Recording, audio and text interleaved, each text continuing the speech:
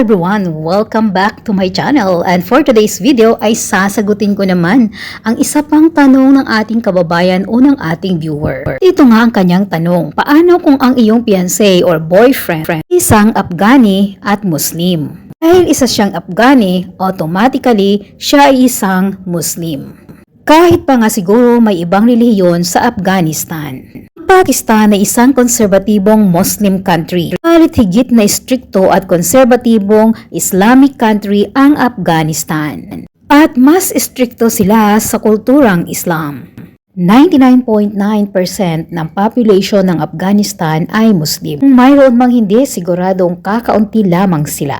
Sasagot ko sa tanong na ito ay hindi lamang para sa mga Muslim na fiancé. Ang isang babae ay isang Kristiyano o kaya naman ay iba ang lahi. Kung ang karelasyon ng isang babae ay iba ang lahi at lalaking Muslim. Ang tanong ng ating kababayan ay kung siyang fiancé na Afghanistan at isa itong Muslim, may asawa na. Ang kasal ng lalaking ito ay fixed marriage, which is very common in Islam. At ang tanong ni kabayan ay kung okay lang bang siya ay maging pangalawang asawa.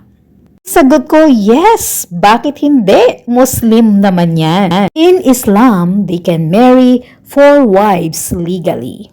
Ang isang mabuting lalaking Muslim, kailangang sundin nila ang ipinag-uutos ng Allah sa pag-aasawa ng higit sa isa. Naman kung nauunawaan talaga ng isang Muslim na lalaki ang ipinag-uutos ng Allah, imadali sa kanya ang pag-aasawa ng higit sa isa. Ano namang problema kung gusto niya ang gawin kang pangalawang asawa? As long as kaya niyang gampanan ang pagiging asawa ng 2 asawang babae na naaayon sa batas ng Allah. Ang sagot ko sa tanong na ito ay ibabalik ko sa iyo at sa mga may kaparehong tanong. This is the reality and let us be honest to ourselves. Maging totoo tayo sa ating sarili. Tanungin natin ang ating sarili. Tulad nga ng sinabi ko, hindi naman bawal o masama ang maging pangalawang asawa. First thing that you have to do, ask yourself, kaya ko ba ang ganitong setup at matatanggap ba ito ng aking pamilya? Confident ba ako sa sarili ko na maging pangalawang asawa? O bang magiging asawa ko ay kayang suportahan ang kanyang mga asawa? Financially stable ba ang lalaking ito? Dapat ba at may kakayanan para suportahan ang kanyang mga asawa at mga anak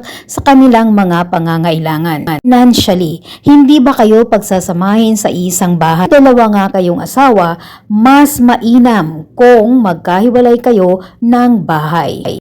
Pwede namang nasa isang bahay kayo, siguraduhin lamang na napakalaki o malaki ang bahay na ito. Ito lang ang masasabi ko. Kung papayag ka o tatanggapin mo ang ganitong setup, kailangan lamang na maging handa ka emotionally, mentally, and physically.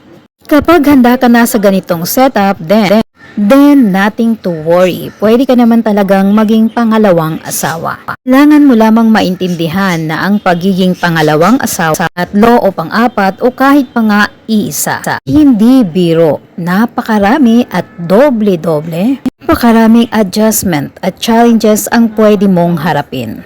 Lalo na kung ikaw ay hindi ka pareho ng kanilang lahi or nationality, hindi ka pamilya o hindi ka relihiyon. Karaming adjustment at challenges ang iyong pagtitiisan.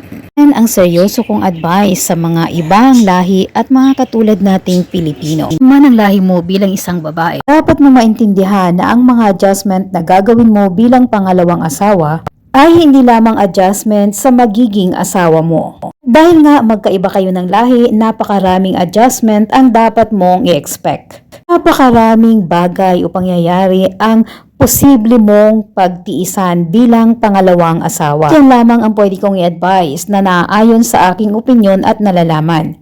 Although I am not really expert to this, but that is just my opinion. Sa tingin ko ay tama at maaari mong harapin kapag ikaw ay naging pangalawang asawa. The decision is yours. Take it or leave it.